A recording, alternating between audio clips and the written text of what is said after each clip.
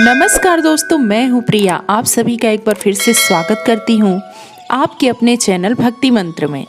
दोस्तों, कोई भी त्योहार भारतीय संस्कृति की पहचान है।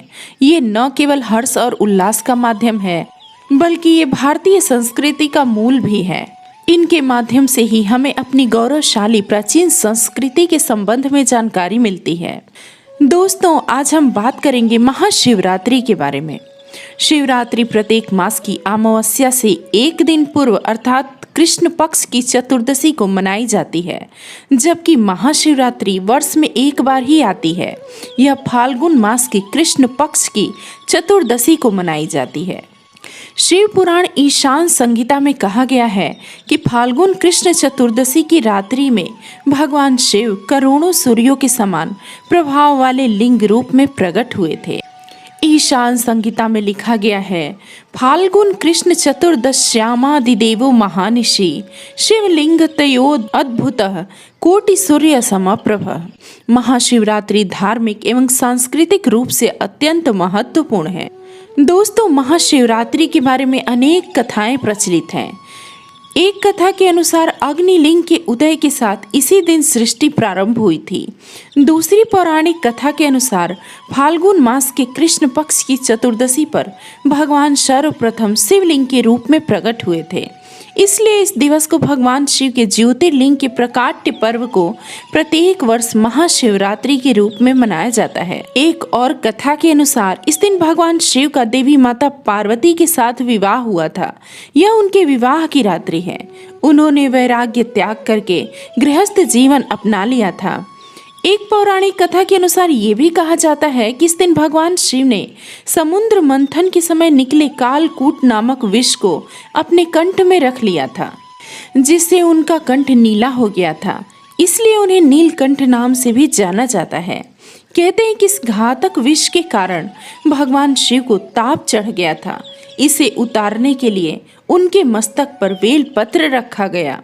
क्योंकि बेल पत्र शीतल गुण वाला होता है, इससे उन्हें संतुष्टि प्राप्त हुई और तभी से शिवलिंग पर बेल पत्र चढ़ाने की परंपरा प्रारंभ हुई। इसके साथ ही एक और भी कथा है कि इस रात्रि भगवान शिव ने संरक्षण एवं विनाश के नृत्य का सृजन किया था। इसलिए भी यह रात्रि बहुत ही विशेष होती है। दोस्तों, चलिए अब बात करते हैं कि महाशिवरात्रि का वैज्ञानिक महत्व क्या है।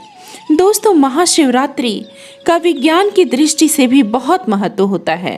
कहते हैं कि इस रात्रि ग्रह का उत्तरी गोलार्ध इस प्रकार से अवस्थित होता है कि मानव की आंतरिक ऊर्जा प्राकृतिक रूप से ऊपर की ओर जाती है।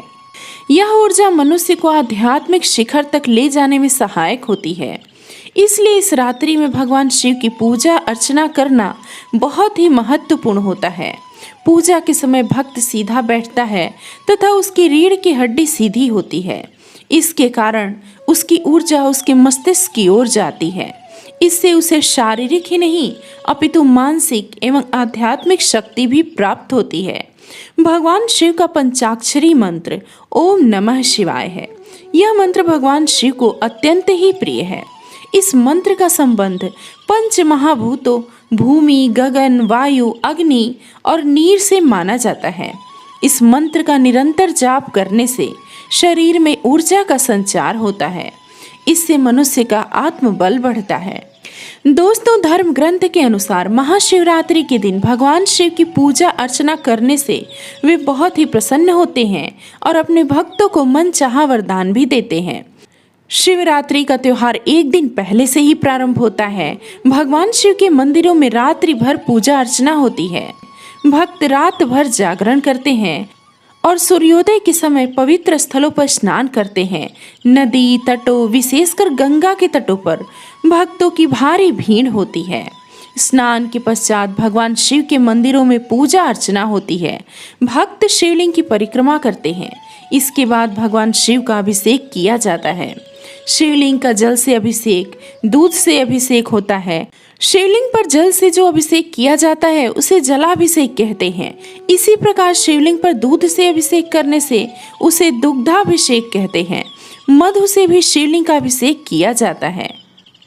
इसके अलावा शिवलिंग पर गुलाल लगाया जाता है और सुगंधित धूप जलाया जाता है। दीपक भी जलाते हैं। उस पर फल, अन्न और धन चढ़ाया जाता है। उस पर बेल पत्र और पान के पत्ते चढ़ाए जाते हैं।